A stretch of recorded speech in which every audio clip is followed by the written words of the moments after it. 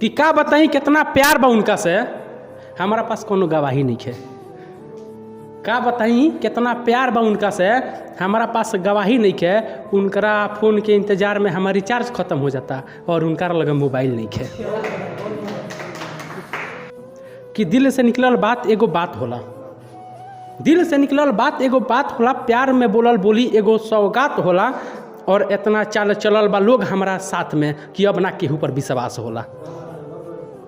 कि हमारा मोहब्बत के तू तोड़ के रख देलू, हमारा मोहब्बत के तू तोड़ के रख देलू, करेजवा के हमारा निचोड़ के रख देलू, और हम तोहरा बिना मर जाएम ये तू कैसे सोच के रख लेलू।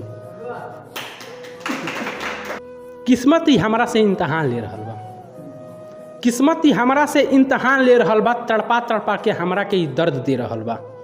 कि किस्मत ही हमारा से इम्तहान ले रहल बा, तड़पा तड़पा के हमरा के दर्द दे रहल बा। हम उनका से जुदा नहीं भइल भाई, फिर भी दुनिया हमरा के बेवफा के नाम दे रहल बा। कि हे मौत आ मेरे सामने और बैठ हमसे बात कर ले, कि हे मौत आ मेरे सामने बैठ और हमसे बात कर ले, सब कर रहे हैं तू भी अपना हिसाब कर ले। कि हे मौत आ बैठ मेरे सामने मुझसे बात कर ले, सब कर रहे हैं तू भी आ अपना हिसाब कर ले।